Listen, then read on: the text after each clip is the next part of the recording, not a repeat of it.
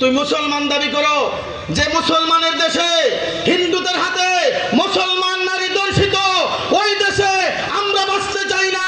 ওই দেশের সরকারকে বলতে চাই, তুমি পদত্যাগ করো, তোমার মতন সরকার থাকার দরকার না, ঠিক কিনা? যে দেশে মুসলমানের ঘরে জন্ম নিয়ে 95 ভাই মুসলমানের ঘরে জন্ম নিয়ে হিন্দু ছেলেরা 2-3 দিন ধরে আমাদের মুসলমানের নারীকে 13 বছরের বাচ্চাকে দর্শিত করে, যে দেশে বিচার নাই, ওই দেশে থাকার কোনো দরকার নাই, ঠিক কিনা? الشمس والقمر بحسبان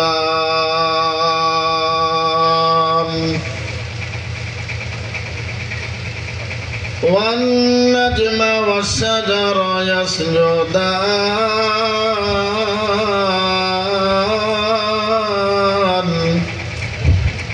স্টেজে কোনো আওয়াজ আসতেছে না, স্টেজের এটা বাড়াই দাও। وفضل زمانا على زمان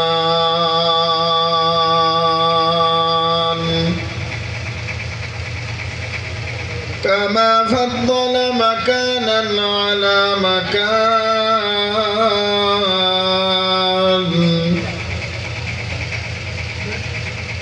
ونشهد أن لا إله إلا الله وحده لا شريك له لا جد له ولا ند له ولا مثل له الذي أرسله بالحق بشيرا ونذيرا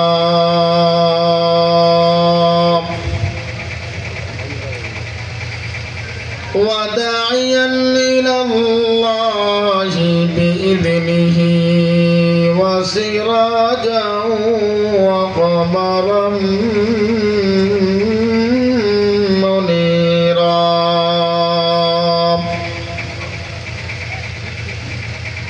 أما بعد فأعوذ بالله من الشيطان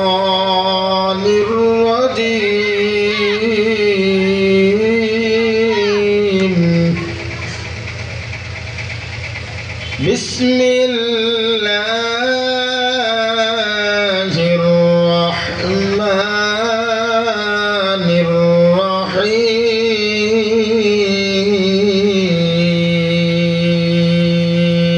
الرحيم يا أيها الذين آمنوا اتقوا الله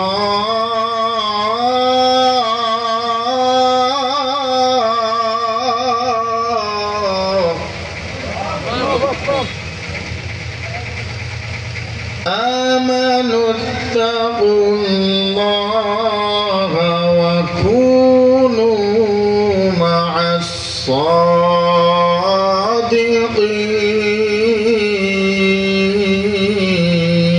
الصادقين صدق الله العظيم وصدق رسوله النبي الكريم ونحن على ذلك من الشاهدين والشاكرين والحمد لله رب العالمين خيركم من تعلم القرآن وعلمه أو كما قال النبي عليه الصلاة والسلام বলেন আলহামদুলিল্লাহ সুবহানাল্লাহ আলহামদুলিল্লাহ লা ইলাহা ইল্লাল্লাহ আল্লাহু আকবার। এই চারটি জিকির ছাড়া অন্য জিকির করা সম্পূর্ণ হারাম। সম্পূর্ণ কি মাকরু না, ওয়াজ কি মাকরু তাহারিমাও না, সম্পূর্ণ হারাম। এখন তো বাবার নামে জিকির বার হয়েছে, খাজা বাবা, বন্ড বাবা, দয়াল বাবা, ল্যাংটা বাবা, বালতি বাবা, উক্কা বাবা, চালা বাবা, এখন শুনেছি কাটা বাবাও নাকি আছে। নবীর নামে জিকির করা হারাম। অলি তো দূরের কথা, নবীর নামেও জিকির করা কি? আওয়াজ করে বলে, নবীর নামেও জিকির করা কি? চারটে জিকির করতে হবে। কয়টা? সব থেকে দামি জিকির হলো চারটা। কোরআন তেলাওয়াত করাও আল্লাহর জিকির, নামাজ পড়াও জিকির, রাস্তার মাঝে কাটা পড়ে আছে, বিষাক্ত সাপ আছে, সরাই দেওয়াটা জিকির, দান সাদকা করাও জিকির, ভালো কাজ করাও জিকির। এইগুলা জিকির তো আছে। চারটে জিকির প্রসিদ্ধ। বলেন, এক নম্বরে সুবহানাল্লাহ, আলহামদুলিল্লাহ, লা ইলাহা ইল্লাল্লাহ, আল্লাহু আকবার। এই চারটে জিকির। এখন অন্য নামে জিকির করলে মনে করবেন তার ঈমান নাই, তার কি নাই। এখন তো ওরে বাবা জিকির শুরু হয়ে গেছে, কত সুন্দর জিকির। এখানে যদি জিকিরওয়ালারা আসতো, কত মমতাজ অথবা আরো হিরো আলম নাকি আরো কি কি আছে, এরা যদি আসতো, এরকম মাঠ আরো কয়েকটা লাগতো, তাও জায়গা থাকতো না। কথা কন লাগা? আপনারা কি মুর্দা না জিন্দা? জিন্দা আছেন? বলেন তো, মরা মানুষ কথা বলে না জিন্দা মানুষ কথা বলে? আপনারা কথা বলতে পারবেন? জান্নাতের বাগানে যদি একবার কেউ সুবহানাল্লাহ পড়ে, নবীজি বলেন আসমান আর জমিনের যত ফাঁকা জায়গা আছে নেকি দ্বারা ভরপুর করে দেয়। বলেন না সুবহানাল্লাহ। আল্লাহ তাআলা জান্নাতের ভিতর একটা গাছ তৈরি করে দিয়েছেন। একবার সুবহানাল্লাহ পড়লেন, আপনার আমলনামায় জান্নাতের ভিতর একটা বালাখানা তৈরি করে দিয়েছেন। সুবহানাল্লাহ যত পড়বেন আল্লাহ তাআলা তত নেকি দান করবেন। আল্লাহ তাআলার ভান্ডারে কম নাই। আমরা জিকির করতে করতে করতে করতে ক্লান্ত হয়ে যাব, আল্লাহর আদালতে এক জাররা পরিমাণ কমবে না। আল্লাহ আল্লাহ ক্যা মুবারক নাম হ্যায়, আল্লাহ আল্লাহ ক্যা মুবারক নাম হ্যায়, আল্লাহ আল্লাহ আশিকু কা কাম হ্যায়। জোরে কন্না আল্লাহু আকবার। যতবার আল্লাহু আকবার বলবেন খুশি হবেন কে? আল্লাহ। আল্লাহ তাআলার প্রসিদ্ধ নাম আছে ৯৯টা। কয়টা? ৯৯টা। আর আল্লাহ তাআলার অপ্রয়োজ্য নাম আছে ৪,০০০-এর বেশি। প্রসিদ্ধ নাম কয়টা আছে? ৯৯টা। আর অপ্রসিদ্ধ নাম আছে ৪,০০০-এর বেশি। এর ভিতরে সবথেকে মজার নাম আল্লাহ। যখন বান্দা বলে আল্লাহ, আল্লাহ বলে কি লব্বাইক ইয়া আব্দি, বান্দা তোর সামনে আমি হাজির। ও চার দোকানওয়ালা ভাই, বাদামওয়ালা ভাই, ও রিক্সাওয়ালা ভাই, ও মুদি দোকানওয়ালা ভাই, ও আমার মা বোনেরা, দিলের কান দিয়া শোনো। তুমি আর আমি যখন দুনিয়াবি কাজ করি হাত দ্বারা পাও দ্বারা, তোমার হাত খুশি হয়, পাও খুশি হয়, টাকা ইনকাম করো, অনেক সবাই খুশি হয়, সন্তান খুশি হয়, ছেলে খুশি হয়। আমার আল্লাহ ডাক দে বলে, বান্দা যখন হাত দ্বারা তুই দুনিয়া বিকাশ করবি, পা দ্বারা যখন দুনিয়া বিকাশ করবি, আর এই জবান দিয়ে যখন আল্লাহ আল্লাহ জিকির করবি, দুনিয়ার তোর মা খুশি, তোর বাবা খুশি, তোর সন্তান খুশি, তোর নেতা খুশি, তোর পীর খুশি, তোর উস্তাদ খুশি, তোর এমপি খুশি, চেয়ারম্যান খুশি, মেম্বার খুশি, সবাই খুশি। জবান দিয়ে যখন একবার আল্লাহ কবি কাজের ফাঁকে ফাঁকে আমি তোর রব খুশি হইয়া যাব। আমাদের সৃষ্টিকর্তা কে? আল্লাহ। জোরে কান না কে? আল্লাহ। আমাদের হায়াত দাতা কে? আল্লাহ। আমাদের রিজিক দাতা কে? আল্লাহ পাক রব্বুল আলামিন বলেন, ওয়া মা মিন দাব্বাতিন ফিল আরদি ইল্লা আলাল্লাহি রিজকুহা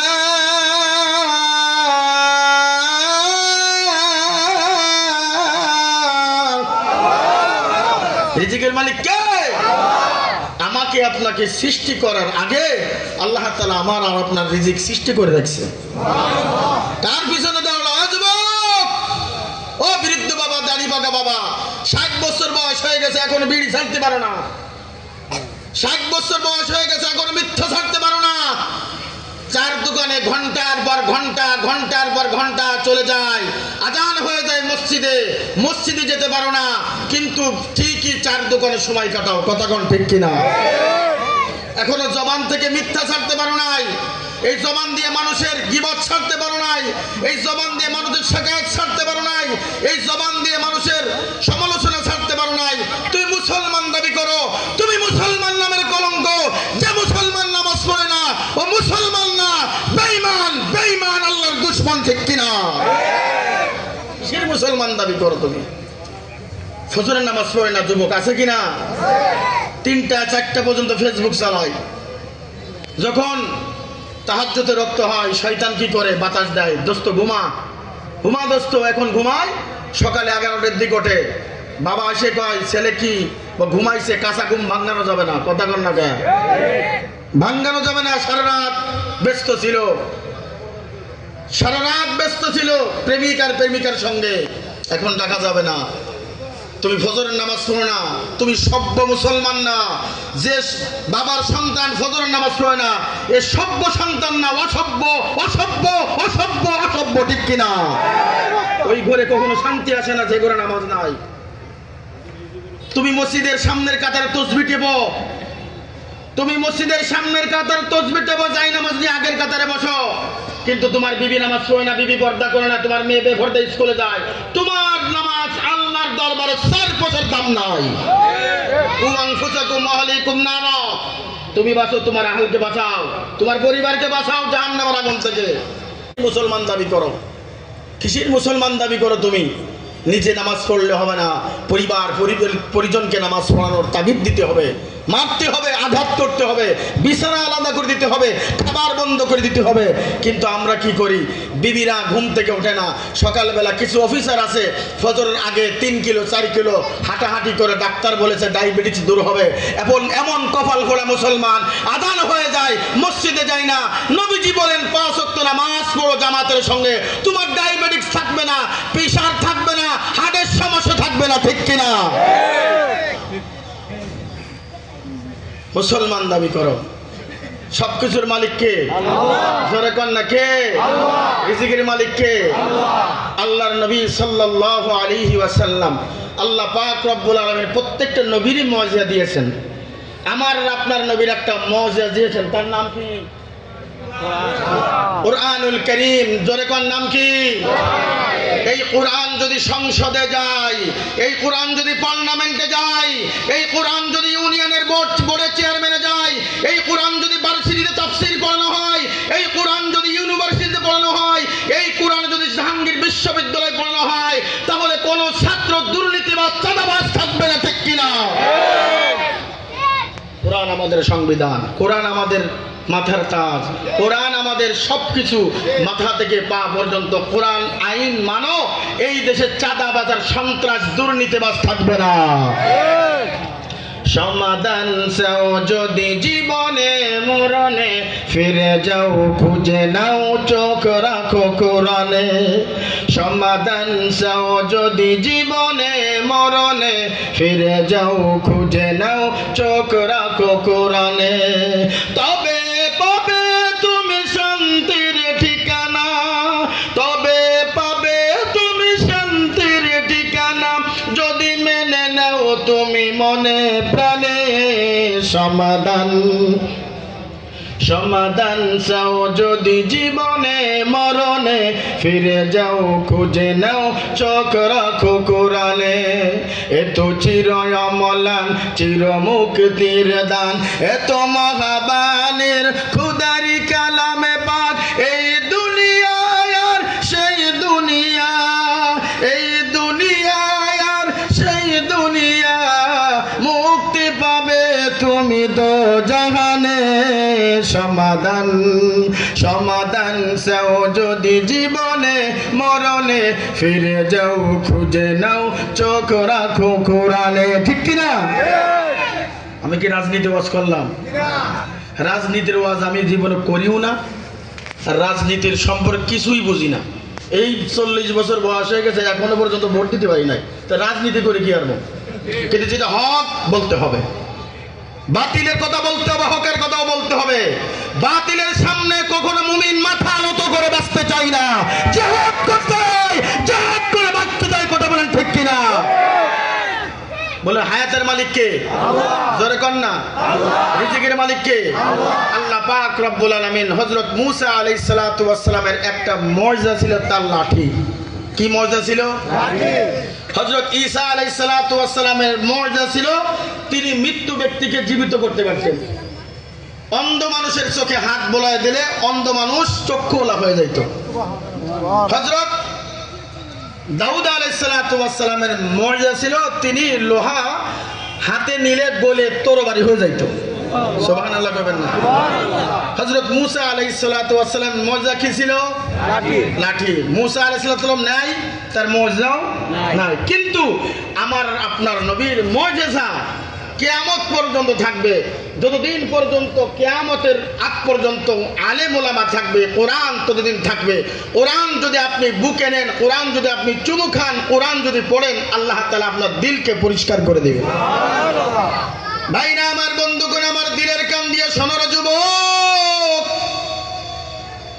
আল্লাহর নবী হযরত মূসা আলাইহিস সালাতু ওয়াস সালাম আল্লাহর সঙ্গে দেখা করার জন্য যখন তুর পাহাড়ে যাবে, তুর পাহাড়ের কিনারে যখন গেলেন, হঠাৎ করে মূসা আলাইহিস সালাতু ওয়াস সালামের মনের ভিতরে একটা কল্পনা আসলো, হাই হাই, আমার ছেলেকে আমার বিবিকে বাড়ি রেখে আসলাম, খাবারের কোনো ব্যবস্থা করা হয় না, কে খাওয়াবে?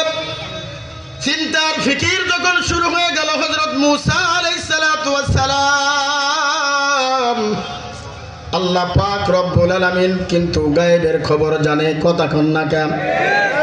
আমার আগে যিনি বয়ান করেছেন আমার একজন প্রিয় মানুষ, প্রিয় দোস্ত, প্রতি বছর কয়েকবার না 50-60 বার দেখা হয়, মোহাব্বত করে ভালোবাসে একজন যোগ্য আলেমরে আপনারা নিয়োগ দিয়েছেন, একজন যোগ্য মুফতিকে নিয়োগ দিয়েছেন, মাদ্রাসার দায়িত্ব দিয়েছেন। আমি তার সাফাই করতেছি না, কিন্তু আপনারা ওর বয়ান শোনার জন্য প্যান্ডেল কিন্তু বড় ছিল। আমি আসার আগেই মোহব্বত না, কিন্তু মোহব্বত না থাকলে, ভালোবাসা আই লাভ ইউ না থাকলে কিন্তু কেউ মোবাইলে আই লাভ ইউ কয় না। ভালোবাসা মোহব্বত আছে, যোগ্য একজন লোক আপনারা পেয়েছেন, পাইবেন, এবং কি ধরে রাখবেন, ছুটিয়ে যেন না যায়, হ্যান্ডকাপ লাগাইয়া রাখবেন। কিন্তু সে একজন সারা বাংলাদেশে বয়ান করে, তার মতন দরকার এখানে একটা। কথা কন না কেন? মূসা আলাইহিস সালাতু ওয়াস সালাম গায়বের খবর জানে না, কোন নবী গায়বের খবর জানে না। বর্তমান কিছু ভণ্ড মুরিদরা আছে, আমার বাবা আমার পীর গায়বের খবর জানে। আমি মনে করি তারা পীর না, পীর নামের ভণ্ড।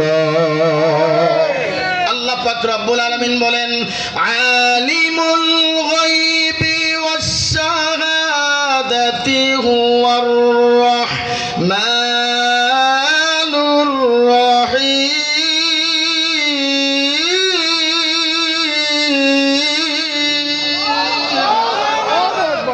আল্লাহ পাক ছাড়া দুনিয়ার কেউ গায়বের খবর জানে না। হ্যাঁ জানে, যদি আল্লাহ পাক জানাই তো জানে। কথা হয় না?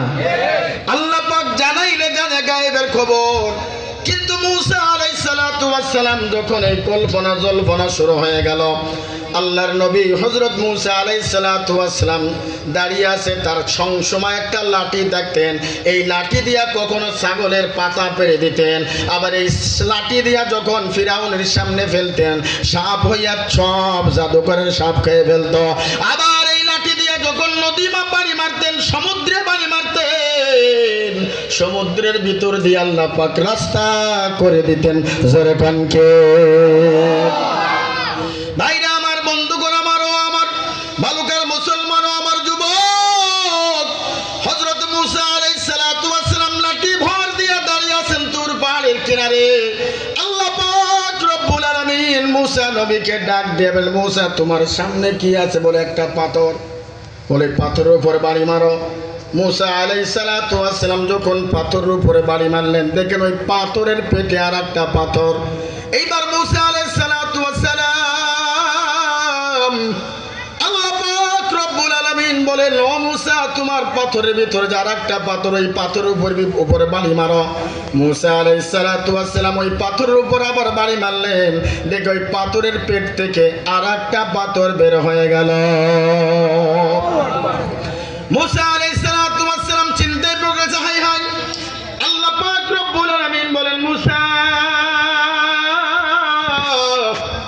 যে পাথরটা দেখতেছ ওই পাথরের উপর আবার বাড়ি মারো। মুসা আলাইহিস সালাতু ওয়াস সালাম ওই পাথরের উপর আবার বাড়ি মারলেন। তৃতীয়বার বাড়ি মারার পরে দেখে ওই পাথরের ভিতরে একটা বালাখানা তৈরি করে রেখেছে আল্লাহ। মুসা আলাইহিস সালাতু ওয়াস সালাম ওই বালাখানা থেকে আর আশ্চর্য হয়ে গেলেন। মুসা আলাইহিস সালাতু ওয়াস সালাম দেখো ওই বালাখানার ভিতরে একটা পিপিলিকা।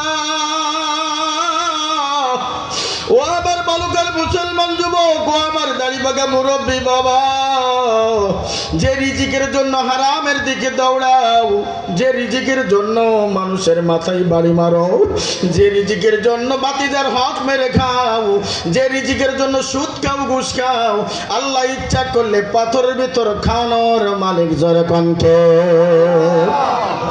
মুসা আলাইহিস সালাতু ওয়াস সালাম দেখলেন বালাখানার ভিতরে ছোট্ট একটা পিঁপড়া। ওই পিঁপড়ার সামনে দেখলে তাজা তাজা ঘাস। হযরত মুসা আলাইহিস সালাতু ওয়াস সালাম বাজান আরো আশ্চর্য হয়ে গেলেন। আল্লাহ পাক রব্বুল আলামিন বললেন, মুসা শোনো শোনো শোনো শোনো, আরো আশ্চর্য ঘটনা সামনে আছে। হযরত মুসা আলাইহিস সালাতু ওয়াস সালাম চোখের পানি ছেড়ে ছেড়ে কান্দে, রব আপনি তো হায়াতের মালিক, আপনি তো মৌতের মালিক। এমন মৌত হইতে পারে আমাদের জন্য আজরাইল প্যান্ডেলের পিছনে দাঁড়ায় আছে। আমার দোস্ত মুফতি মুস্তাকিম বিল্লাহ সিরাজি কিছুক্ষণ আগে একটা কথা বলেছে, আমাদের একজন দাওয়াত দেশে সে আর বাঁচিয়া না। ও বাজান, ও আমার যুবক, প্রত্যেক দিন যুবকের অ্যাক্সিডেন্টের খবর শুনি, প্রত্যেক দিন বাবার খবর শুনি, প্রত্যেক দিন দাড়ি পাকা মুরব্বীর মৃত্যুর খবর শুনি। কার কখন মৌত হবে কেউ জানে না, কেউ জানে না। একমাত্র মৌতের খবর জোরে বলেন কে জানে। বাজান হিসাব করিয়া মাওলার কবরে যাও, নাফরমান হইয়া মাওলার কবরে যাইও না, বেনামাজি অবস্থায় মাওলার কবরে যাইও না। মুমিন যখন হইয়া মাওলার কবরে যাবা, ওয়াল বিসু মিনাল জান্নাহ ওয়াফতাহু লাহু বাবা ইলাল জান্নাহ, তোমার জন্য জান্নাতের বিছানা বিছাইয়া দিবে, তোমার জন্য শরীরে জান্নাতের পোশাক পরাইয়া দিবে, তোমার জন্য জান্নাতের 8টা দরজা খুলিয়া দিবে। আর বেনামাজি অবস্থায়, সুদখোর অবস্থায়, দাড়ি কামান্য অবস্থায় আল্লাহু আকবার যদি কবরে যাও, ডাইনের মাটি বাবে, বাবের মাটি ডাইনে এমন জোরে চাপ মারবে, 2 পাঁজরের হাড্ডি চুরমার হয়ে যাবে। এই জন্য বালুকার মুসলমান বাবারা, যারা চার দোকানে আড্ডা দিচ্ছ, বাদামের দোকানে আড্ডা দিচ্ছ, আমার এলেম নাই কালাম না, আমি একজন জাহান্নামের আসামি। গুনাহ করতে করতে আমি পাহাড় পর্যন্ত গুনাহ করে ফেলেছি। গুনার কারণে আমার হাত না পাক, গুনার কারণে আমার দেহ না পাক, গুনার কারণে আমার চোখ না পাক, গুনার কারণে আমার শরীর দিয়া দুর্গন্ধ বের হয়। এই গুনাহ নিয়ে যদি মাওলার দরবারে একবার বলো আস্তাগফিরুল্লাহ, আমার আল্লাহ কয় সঙ্গে সঙ্গে তোর তওবা কবুল করিয়া নিলাম। এই জন্য বাজান কবরে যাওয়ার আগে ঈমান নিয়া কবরে যাইবা। কবরে সাথী নাই, বাতি নাই, লেপ নাই, তোষক নাই, কিচ্ছু নাই। তোমার 3টে টুকরা কাপড় দিয়া, 3টে বান্ধন দিয়া তোমার যখন চালান করে দিবে, ওই কবরে আমল নিয়ে গেলে তোমার জন্য জান্নাতের ফেরেশতা তোমার স্বাগতম জানাবে। আর বদ আমল নিয়ে বেনামাজি অবস্থায় যদি যাও, তোমার আযাব শুরু হয়ে যাবে। কবর জায়গা ভালো নয়, কবর জায়গা ভালো নয়, আমল দিয়ে কবর গৃহ সাজিয়ে নিতে হয়। কথা বলেন ঠিক কিনা? কবর জায়গা ভালো নয়, কবর জায়গা ভালো নয়, আমল দিয়ে কবর গৃহ সাজিয়ে নিতে হয়। 6 দিন পরে নখ খুঁজে যাবে, 9 দিন পরে চুল। 6 দিন পরে নখ খুঁজে যাবে, 9 দিন পরে চুল। কবর গৃহের সামানে নিতে কইরো না কেউ ভুল। কবর জায়গা ভালো নয়, কবর জায়গা ভালো নয়, আমল দিয়ে কবর গৃহ সাজিয়ে নিতে হয়। 17 দিন পরে পেটে ফেটে এসেছে, পোকার খাদ্য হবে। 60 দিন পরে গোশত থাকবে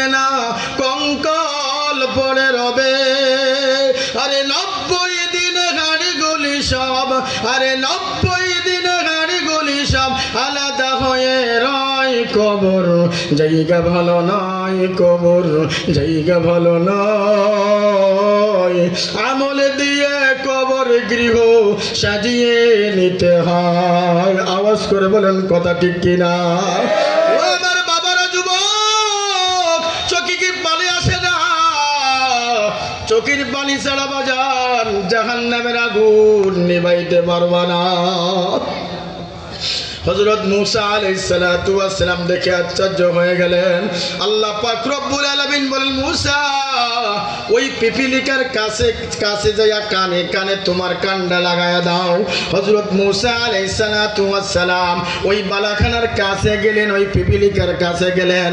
পিপিলিকার কাছে যাইয়া হযরত মূসা আলাইহিস সালাতু ওয়াস সালামের মুখটা পিপিলিকার কাছে লাগায়া দিলেন।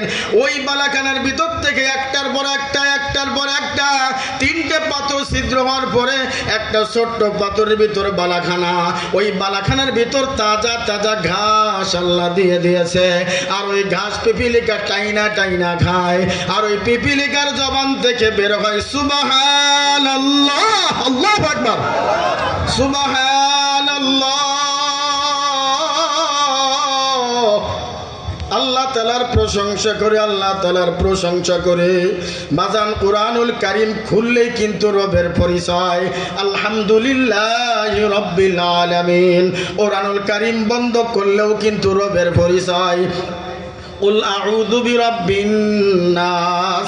আপনি নামাজে দাঁড়াইছেন, এখানেও আমার রবের পরিচয়। না রুকুর থেকে যখন উঠবেন ওখানেও রবের পরিচয়। রব্বানা লাকাল হামদ। আপনি যখন রুকুতে যাবেন ওখানেও রবের পরিচয়। সুবহানা রাব্বিয়াল আযীম। আপনি যখন বাজান সিজদায় যাবেন ওখানেও কিন্তু রবের পরিচয়। সুবহানা রাব্বিয়াল আলা। আল্লাহু আকবার, সুবহান রাব্বিয়াল আলা। দেখবেন আমরা মক্তবে নুরানি মাদ্রাসায় আমাদেরকে পড়াছে 3 বার 5 বার 7 বার কমপক্ষে 3 বার বলা লাগবে সুবহানা রাব্বিয়াল আযীম, সুবহানা রাব্বিয়াল আযীম। ও বাজানের অর্থ কি? এর অর্থ কি আপনারা জানেন না? শুধু রুকুই করেন, সিজদাই করেন। ও বাজান দিনের কান দিয়ে শোনো, মুরাকাবার নিয়তে শোনো, আমলের নিয়তে শোনো। একটা আমল করে যদি কবো, এই আমল করে যদি বাড়ি যাইতে পারো, এই আমলটা যদি আমার রব পছন্দ করে ফেলে, এই আমলের কারণে আল্লাহ পাক জীবনের গুনাহগুলি আল্লাহ মাফ করে দিবে। সুবহানা রাব্বিয়াল আযীমের অর্থ হলো আমার রব পবিত্র, আমার রব পবিত্র, আমার রব পবিত্র। আমি আবার সিজদায় দিয়ে বলি সুবহানা রাব্বিয়াল আলা। আমার রব পবিত্র, আমার রব পবিত্র। আমার আল্লাহ ডাক দে বলে, ফেরেশতা ওই মল্লিক বাড়ি বড় মসজিদের মুসল্লিরা সুবহানা রাব্বিয়াল আযীম কেন পড়ে, সুবহানা রাব্বিয়াল আলা কেন পড়ে? বলে আপনি নাকি পবিত্র, আপনি নাকি পবিত্র। আমার আল্লাহ ডাক দিয়ে বলে, ফেরেশতা আমার দেখছে বলে না, আমার জান্নাত দেখছে বলে না, আমার জাহান্নাম দেখছে বলে না, আমার কুদরত দেখছে বলে না। না, তোমরা না দেখে, তোমার জান্নাত জাহান্নাম না দেখে তোমাকে বলে পবিত্র নাকি তুমি পবিত্র। আমার আল্লাহ ডাক দিয়ে বলে, ফেরেশতা যা যা, আমার গোলামগুলি, আমার বান্দাগুলি নাপাক জবান দিয়ে যখন সুবহানা রাব্বিয়াল আযীম বলে, আমাকে পবিত্র পবিত্র স্লোগান দেয়, আমি আল্লাহ বললাম ওই বান্দাও পবিত্র, ওই বান্দাও পবিত্র। বাজান চোখের পানি ছাড়া আল্লাহ ওয়ালা হওয়া যায় না। না কানলে কিন্তু মাই দুধ দেয় না, না কানলে কিন্তু মাই খাবার দেয় না, না কানলে কিন্তু বাবা কিন্তু টাকা দেয় না। আমার আল্লাহ ডাক দে বলে কি, দুনিয়ার ভিতরে যে জিনিসের আমদানি কম ওই জিনিসের দাম বেশি।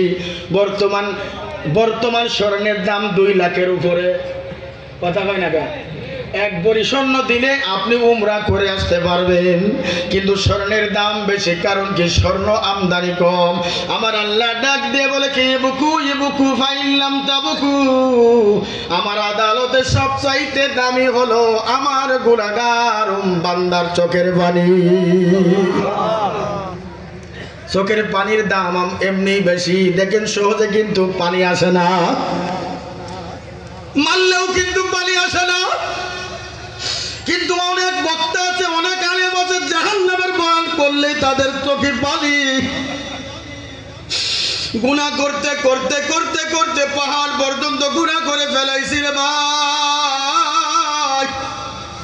গুনার প্রতিযোগিতা করি, বাড়ির প্রতিযোগিতা করি, বিল্ডিং এর প্রতিযোগিতা করি। বাজান আমি কি বয়ান করব, আমার এলেমও নাই।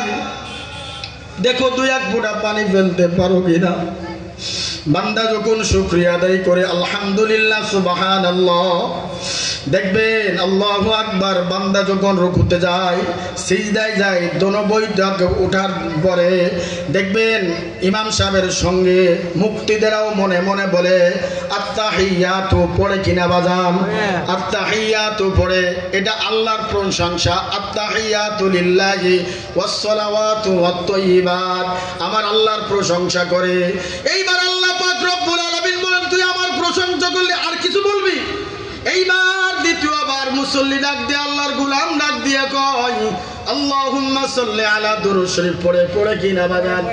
দুরূদ শরীফ পড়ে এইবার মুহাম্মাদুর রাসূলুল্লাহর প্রশংসা করলেন। এইবার আল্লাহ ডাক দিয়ে কয় ও বান্দা, আমার প্রশংসা করলি, আমার হাবিবের প্রশংসা করলি, আর কিছু লাগবে কিনা? আল্লাহর এইবার বান্দা ডাক দেখ, আল্লাহ আমরা দোকান বন্ধ করে, বাদামের দোকান বন্ধ করে, দুনিয়াবি কাজ বন্ধ করে, দুনিয়ার বিভিন্ন কাজ পয়সা কাজ বন্ধ করে সুন্দর করে ওযু করিয়া যখন তোমার গোলামি করার জন্য মসজিদে আসলাম, তোমার প্রশংসা করলাম, তোমার হাবিবের প্রশংসা করলাম। একটু স্বার্থ আছে তো আমাদের, এমনি এমনি কিন্তু আসে নাই। বলে কি স্বার্থ কও? এইবার চক্ষুটা বন্ধ করে এইবার তৃতীয়বার মুসল্লি মুক্তাদি কয় আল্লাহুম্মা ইন্নী যালামতু নাফসি, আল্লাহুম্মা ইন্নী যালামতু নাফসি যুলমান কাসীরা। আল্লাহ জুলুম করেছি, অন্যায় করেছি, অপরাধ করেছি। আল্লাহ কয় তুই সিজদা দিয়ার সঙ্গে সঙ্গে আমি তোর মাফ করিয়া দিছি। আল্লাহ আল্লাহ কে মুবারক নাম গায়ে, अल्लाह अल्लाह आशिकू का काम है, या इलाही तू मेरा माबूद है, या इलाही तू मेरा माशूक है। अल्लाह पाक रब्बुल आलमीन कुरानुल करीमेर ভিতরে বলেন ইয়া আইয়ুহাল্লাযীনা আমানুত্তাকুল্লাহ, হে ঈমানদারগণ আল্লাহকে ভয় করো, ভয় করার মতন করো, ভয় করার মতন করো। কোন মুসলমান বলে ডাক দেন নাই, কোন ইমানদার বলে ডাক দেন নাই, কোন কাফের বলে ডাক দেন নাই। ইয়া আইয়ুহাল্লাযীনা, হে ঈমানদারগণ, ঈমানদারগণ। ঈমানদার কারা?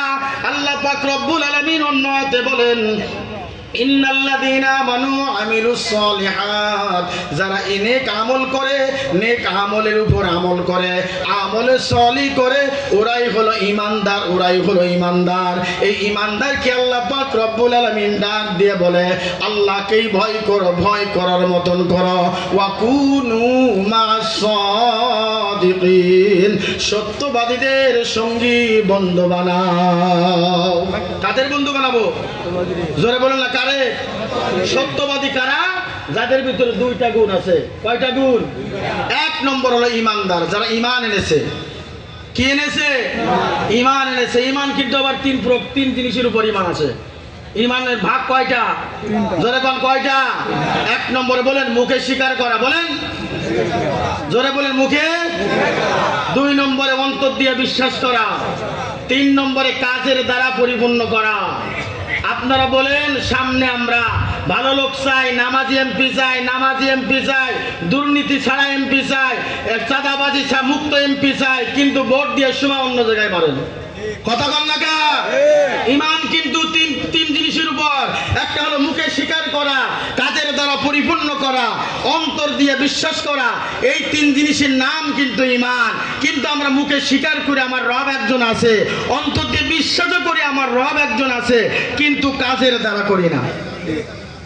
কাজের দ্বারা কেন করি না? আযান হয়ে যায় আল্লাহু আকবার, আল্লাহু আকবার, আল্লাহ সবচাইতে বড়, আল্লাহ সবচাইতে বড়। আর আমি আর আপনি কাজে ব্যস্ত থাকি, রিক্সা চালাই ব্যস্ত থাকি, মালওয়ালা দোকানদারি ব্যস্ত থাকি। ও মনে করে আল্লাহু আকবার বড় না, আমার ব্যবসা বড়। কথা কন না কেন? যদি আল্লাহকে বিশ্বাস করত, ঈমান আনত, আল্লাহকে প্রাধান্য দিত, আজান শোনার সঙ্গে সঙ্গে তিনি জামাতের সঙ্গে নামাজ পড়তো। তাহলে 1 নম্বর ঈমানের নাম কি? মুখে স্বীকার করা আল্লাহ একজন আছে। বিশ্বাস করেন? কথা কন না, বিশ্বাস করেন? বেনামাজিকেও যদি জিজ্ঞাসা করেন, ভাই নামাজ পড়বেন না? বলে হ্যাঁ নামাজ পড়বো। অস্বীকার করে না, কিন্তু নামাজ পড়বো না এটা বলেন, হ্যাঁ নামাজ পড়। কখন? বয়স হোক। কি হোক? জোরে কন, কি হোক? বয়স হোক, আজান হয়ে যায়। ও যুবক, প্রেমিকা যদি একবার মিস কল দেয় পাগল হয়ে যাও। মোবাইলের দিক বারবার টাকা, বারে আর একবার মিস কল দিয়ে ধরবো, আর একবার মিস কল দিয়ে ধরবো। নেই ব্যালেন্সের টাকা, পাগলের মতন একবার এদিক একবার এদিক, একবার মার আসল খোঁজে, একবার বাবার পকেট খোঁজে, 10 টাকা পাওয়া যায় কিনা, এমবি কিনবো, কত মিনিট কিনবো, কিন্তু আর মিস কল দেয় না। হঠাৎ করে আর একবার মিস কল দিয়েছে, দেওয়ার পরে কেটে দিয়েছে। ভাই হাই হাই কপাল ভোড়া, মিস কল দিসুক তো দিসুক, একটু বড় করে দিস। কথা কয় না কেন? দুনিয়ার যদি একজন প্রেমিকা যদি মিস কল দেয়